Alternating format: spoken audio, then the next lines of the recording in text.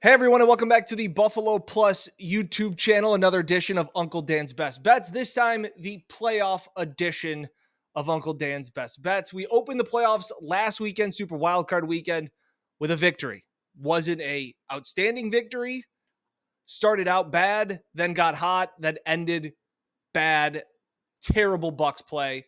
Absolutely kicking myself for trying to think that Tom Brady and that Bucks team could win anything. But before we get to this week's picks, please be sure to like, comment, and subscribe if you like the content here. So we appreciate it. So 7-5 last weekend. That pushes our season total to 86, 72, and 2. 14 games over 500. We are hitting at 54% for the season.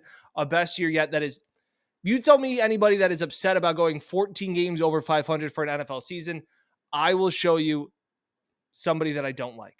How about that for you? So heading into this weekend, I wanted to get some of these picks out early because of the fact that these lines are moving quite a bit. So I wanted to get some of these out here now. I've already locked a lot of these plays. I think some may move a little bit, but I wanted to get out and try and get ahead of them.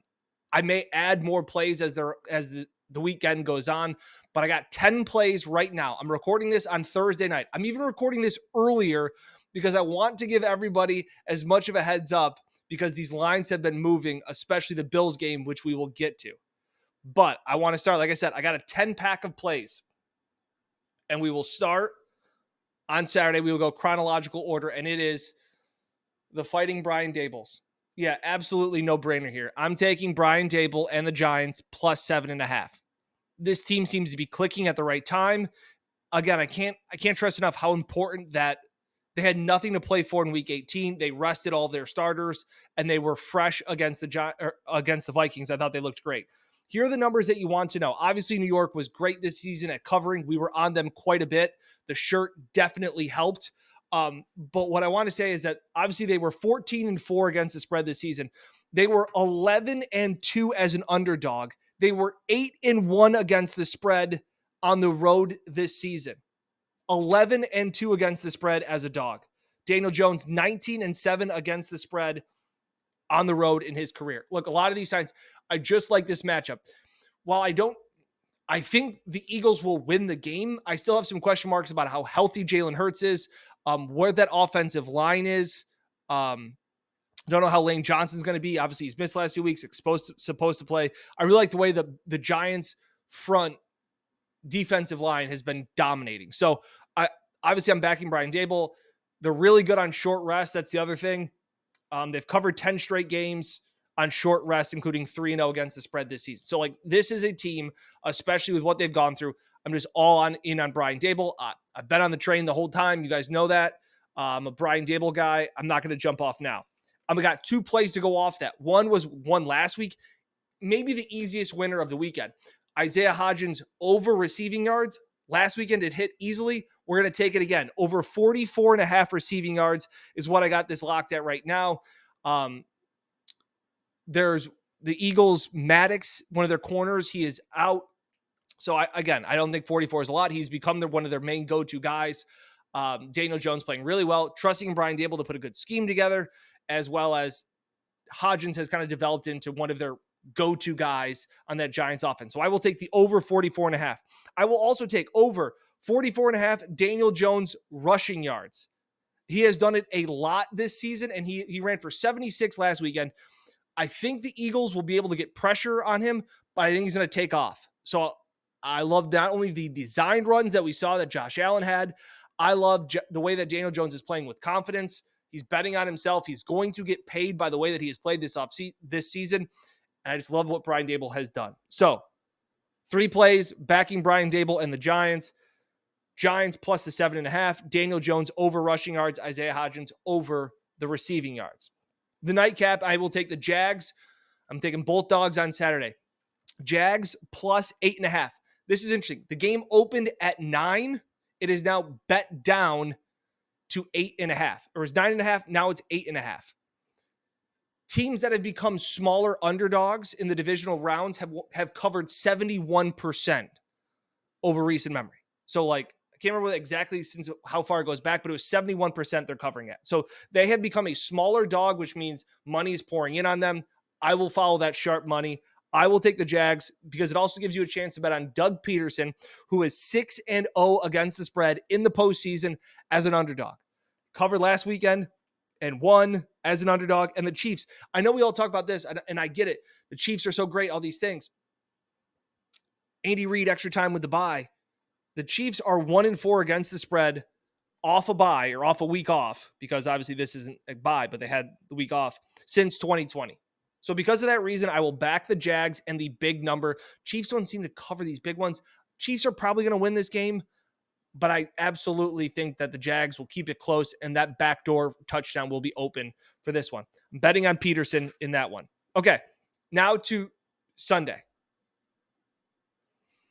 I love the Bills. I loved them on Monday night before the Bengals game because I didn't think the Bengals had really beaten anybody on that win streak.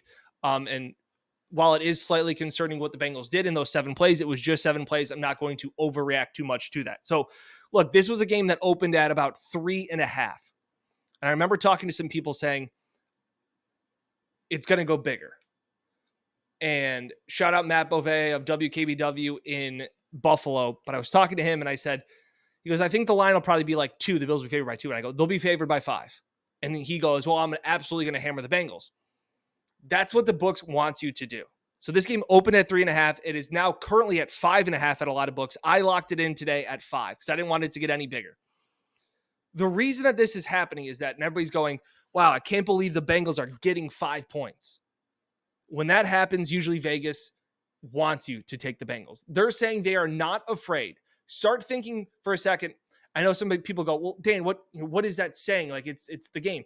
Vegas knows things. They don't build those casinos and hotels and tall buildings in Las Vegas because the books lose. They win a lot of the time.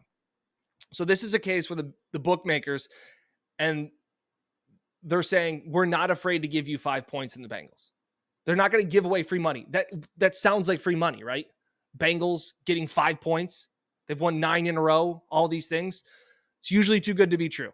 So while the Bengals are getting 70% of the bets, 70%. So if 10 tickets come in, 7 of them are on the Bengals. But 70% of the money is on the Bills. So that means there's a whole lot of smaller bets on the Bengals and a whole lot of big bets on the Bills. And those big bets are professional gamblers. Those are the sharps. Those are the people. Those are the smart money. And that's what the books wants you to do.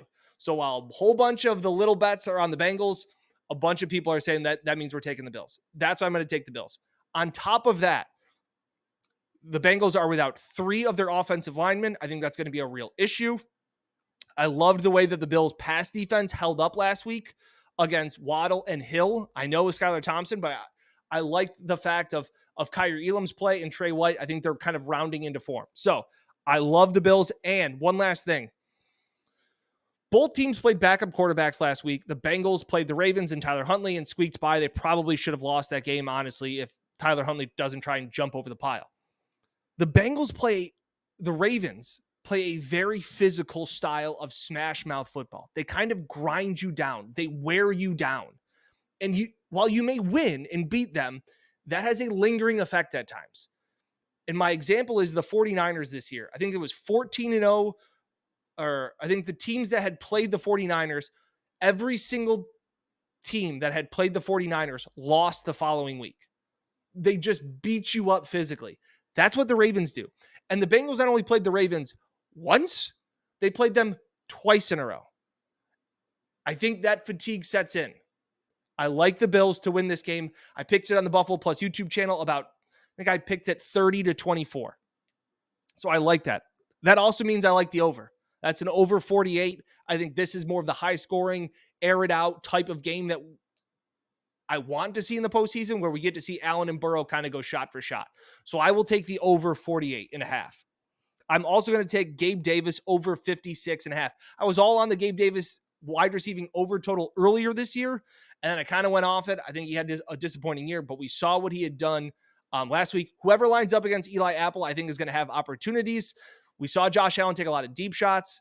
I really like the thought of big game Gabe, playoff Gabe emerging. I think he's got confidence off his game last week, so I will take the over this week. It was 56.5. I got it at. I'm also going to take Josh Allen. So these last 3 plays, quarterback rushing totals, and I got 3 of them. One of them is Josh Allen over 44.5.